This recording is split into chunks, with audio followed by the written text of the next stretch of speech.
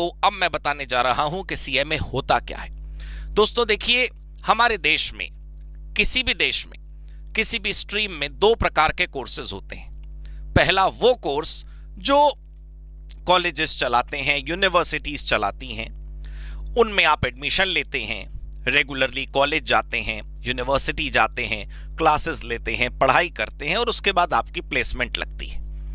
लेकिन दोस्तों, आपने कभी सोचा है कि भारत सरकार के द्वारा कोई ऑर्गेनाइजेशन बनाई जाए, जो कि ये है institute of cost accountants of India.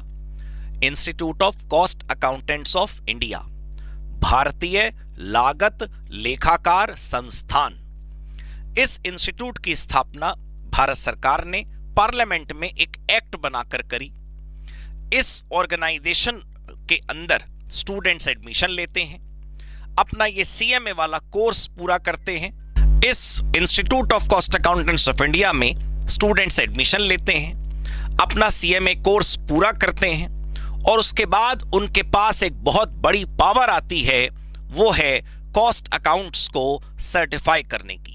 दोस्तों, आप जानते हैं कि जो मैन्युफैक्चरिंग कंसर्न हमारे देश में हैं, जिनका टर्नओवर 35 करोड़ रुपीस से ज्यादा है, उन सभी को अपने अकाउंट्स फाइनेंशियल के साथ साथ कॉस्ट अकाउंट्स बनाना मैंडेटरी होता है। हो सकता है ये बात आपको ना पता हो, मैं एक बार फिर रिपीट कर दूं।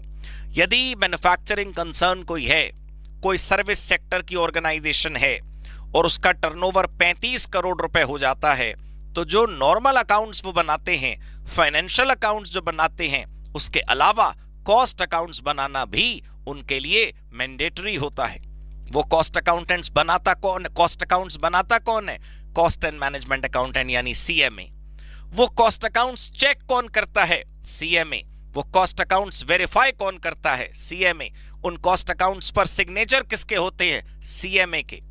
और एक और बड़ी बात आपको बताऊं, जब ये टर्नओवर 35 करोड़ से बढ़कर 50 करोड़, 100 करोड़ अलग अलग स्लैब में पहुंचता है, तो इन कॉस्ट अकाउंट्स की ऑडिटिंग भी करनी होती है। और आपको जानकर खुशी होगी कि ये ऑडिटिंग कौन करता है? सीएमए। दोस्तों, इनकम टैक्स हो, जीएसटी हो, कंपनियां हो, उनके बहुत सारे रिकॉर्ड्स, एक लंबी लिस्ट है, उसको सर्टिफाई करने का अधिकार किसके पास है? सीएमए के पास।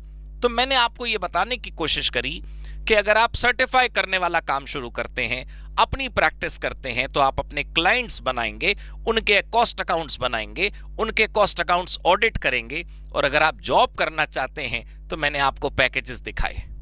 अब सोचिए कि एक ऐसा कोर्स जो आपको job ready, market ready, industry ready कर